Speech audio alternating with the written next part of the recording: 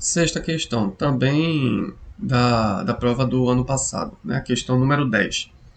Mais uma questão com enunciado grande, né? Eu vou ler ele inteiro, mas a gente vai ver o que é que a gente vai utilizar. No dia da prova, como eu já informei a vocês, não recomendo ler sempre os enunciados inteiros. Tenta encontrar as informações que vocês vão precisar. Geralmente, essas informações vão constar sempre nas últimas frases do enunciado, né? Já no final, nas três ou quatro últimas linhas. Né? Tentem fazer isso para ganhar tempo, né? Para responder as outras questões. A Serra das Russas, né? Está aí na foto, é um conjunto de escarpas do Planalto da Borborema entre os municípios de Pombos, Gravatá e Xangrande, com altitudes entre 400 e 600 metros.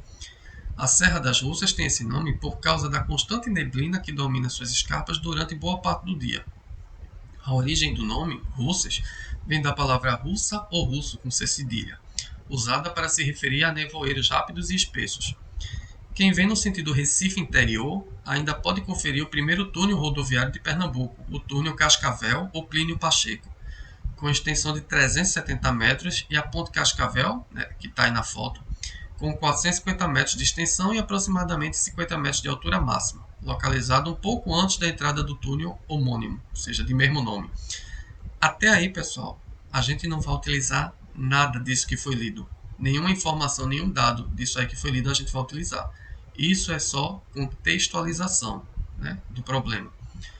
Continuando. A Serra das Russas tem se tornado nos últimos anos um destino para os amantes do ecoturismo e dos praticantes de esportes radicais, destacando-se a prática de rapel na Ponte Cascavel, que é uma ponte ferroviária da antiga estrada de ferro central do Pernambuco. Até aí também, nada que a gente vai utilizar para resolver a questão. O que a gente vai precisar, eu acho que vem a partir de agora. Imagine que uma pedra rola de uma escarpa da Serra das Russas, como mostra a figura acima. Né? Essa ilustração aqui. Ó. Tá acima, tá abaixo, mas por causa da organização da questão que eu botei abaixo. Né?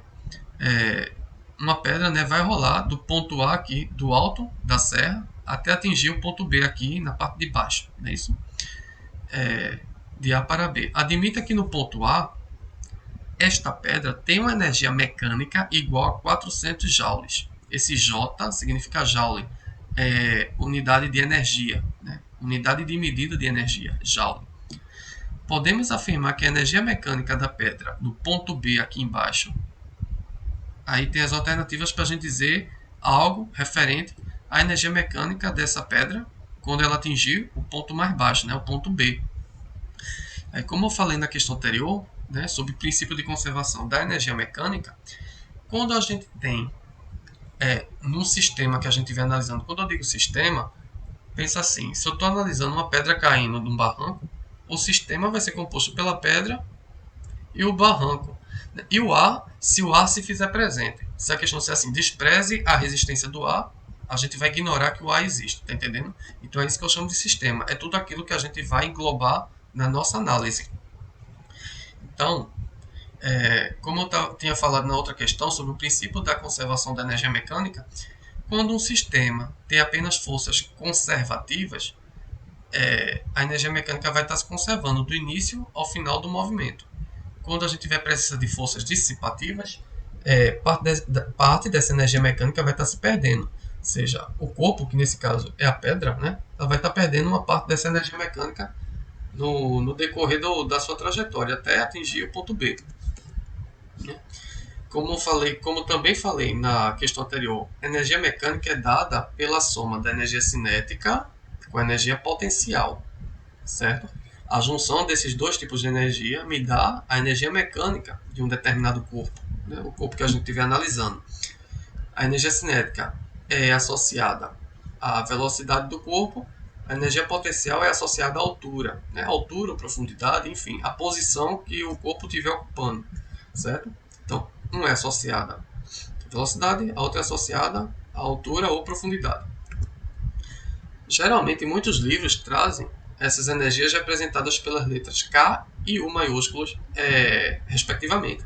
A energia cinética trabalhada como a letra K, né, por isso que eu deixei em vermelho, para permanecer na mesma cor, né, e vocês associarem. E a energia potencial geralmente é trabalhada com a letra U, né, U maiúsculo. Né?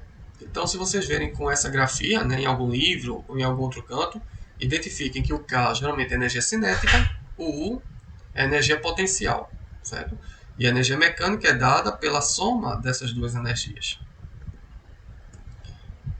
A energia mecânica total permanece a mesma em sistemas com forças conservativas. O que são forças conservativas? Como o próprio nome sugere, são forças que não dissipam a energia mecânica do corpo que está sofrendo a ação daquela força. Então, pelo princípio da conservação da energia mecânica, né, a gente tem que a energia mecânica total no início do evento vai ser igual à energia mecânica total no final. Como eu acho que eu cheguei a falar isso na questão anterior, no corpo a gente pode até ter os valores de energia cinética e potencial variando, né? Ora, a energia cinética dele é maior do que a sua energia potencial ou vice-versa. Mas no final, o somatório das duas vai dar sempre o mesmo valor, né? Ou seja, o valor de energia mecânica vai ser sempre o mesmo, no início e no final do evento, né? Ou do movimento, né? Enfim. E aqui a questão traz a informação de que a pedra no ponto A continha uma energia mecânica igual a 400 joules. Né? Tá aqui, ó. A energia mecânica dessa rocha, né, no início do seu movimento, aqui na parte de cima, no ponto A, é de 400 joules. O que a gente precisa saber é qual vai ser essa energia mecânica no final do movimento, ou seja, quando ela atingir o ponto mais baixo aqui, o ponto B. É isso que a gente tem que desvendar para responder corretamente a questão. A título de informação, de curiosidade, exemplos de forças conservativas, ou seja, que não dissipam a energia do corpo, né, em forma de calor, ou de som, ou de deformação, são a força gravitacional, né, força-peso como exemplo, né, lembrando que a força-peso é a força gravitacional para corpos, né, na superfície da Terra. Força elástica também é um exemplo de força conservativa, né, que não dissipa a energia do corpo, a energia mecânica. E a força elétrica, que vocês só vão se deparar com ela lá no terceiro ano. Né? Vocês não vão trabalhar energia elétrica nem no primeiro nem no segundo ano. E aí a gente tem esses três exemplos de forças que são conservativas. Força gravitacional, né, que é força-peso, no nosso caso, força elástica e força elétrica. Exemplos de forças dissipativas. A gente tem força de atrito e força de arrasto. A de arrasto é a resistência do ar, né, ao deslocamento de qualquer objeto. E a força de atrito é aquele atrito que surge no contato entre duas superfícies, né? Seja de um objeto com o chão ou de um objeto com uma mesa, tá entendendo? Onde tiver havendo contato entre superfícies, vai estar havendo uma certa força de atrito. Então, atrito e arrasto são exemplos de forças dissipativas, que dissipam parte da energia do corpo em forma de calor, de som ou de deformação. Correto? Isso é a título de curiosidade para vocês terem noção desses exemplos. E aí a gente vai analisar cada uma das afirmativas agora. A letra A, né? Mais uma vez, relendo aqui o enunciado da questão. A esta pedra, né? Cadê? Admita que no ponto A, esta pedra tem uma energia mecânica igual a 400 joules. Podemos afirmar que a energia mecânica da pedra em B é certamente igual a 400 joules? Né? É isso que a gente tem que analisar se é verdadeiro ou falso essa primeira afirmativa. Significa dizer que, pelo fato da pedra aqui no ponto mais alto ter 400 joules de energia mecânica, a gente também vai ter 400 joules aqui no ponto B. Primeiro, a gente teria que ter certeza que esse sistema é conservativo, ou seja, que não existe aqui nenhuma força dissipativa atuando para dissipar a parte da energia mecânica dessa pedra. A questão não traz essa informação.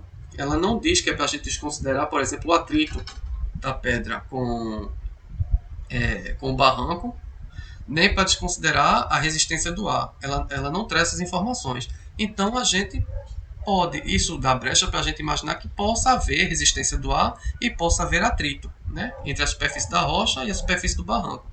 Se houver qualquer uma dessas forças, né, como elas são dissipativas, a energia mecânica total da pedra quando atingir o ponto B não vai ser necessariamente 400 joules, vai ser menor. Porque durante o trajeto, uma parte dessa energia mecânica vai ser perdida, vai ser dissipada em forma de calor, de som ou de deformação. Tá entendendo? Então a gente não tem como dizer que a letra A é a resposta correta, porque a gente não tem a informação na questão de que o sistema é conservativo, de que é para a gente desprezar qualquer efeito do ar ou qualquer efeito do atrito. A gente não tem essas informações na questão. Então bora para a letra B. certamente será menor que 400 joules no ponto B, quando a pedra atingir o ponto B. Certamente será menor. A gente também não tem como afirmar isso porque a gente não sabe se o sistema aqui é conservativo ou dissipativo. É a mesma coisa da afirmativa A.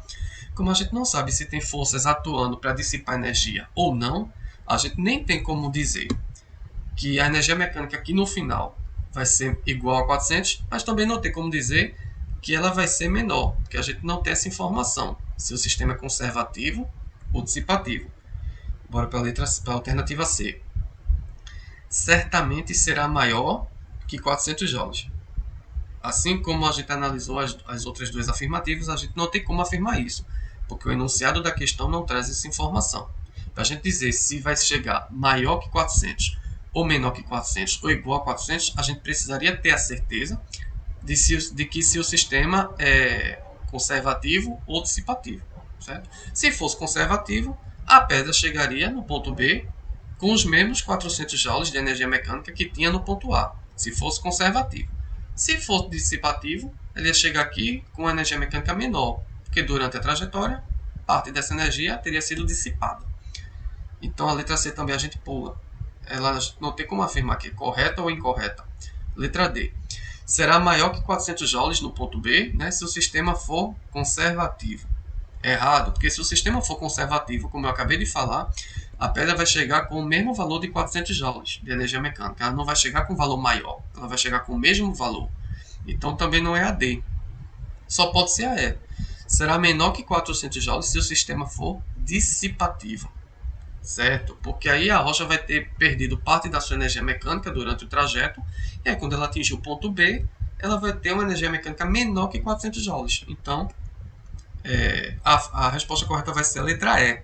Força dissipativa não é capaz de gerar energia potencial. Né? Isso é um detalhe, é uma informação para vocês terem conhecimento, fazer anotação no caderno. Considere como uma informação a mais para vocês agregarem ao aprendizado de vocês. Forças dissipativas não são capazes de gerar energia potencial. Repare que, se tratando de força gravitacional, a gente tem energia potencial gravitacional. Né? Quando a gente fala de força elástica, a gente vai ter uma energia potencial elástica. Quando a gente fala de força elétrica, a gente vai ter uma energia potencial elétrica, mas força dissipativa não é capaz de gerar energia potencial. Ou seja, uma força dissipativa a gente não tem como estabelecer essa relação aqui, ó, de energia cinética com energia potencial, porque ela não vai ter energia potencial. Ela converte, como eu já falei, né? Energia mecânica em calor, som e deformação. Ela pode não converter toda a energia do corpo, mas ela vai converter uma parte, pelo menos uma parte, né? Em calor, em som ou em deformação. E a resposta correta, como a gente já viu, é a letra E. Né? A pedra atingirá o ponto B com uma energia menor que 400 joules se o sistema for dissipativo, ou seja, se haver presença de forças dissipativas. Certo?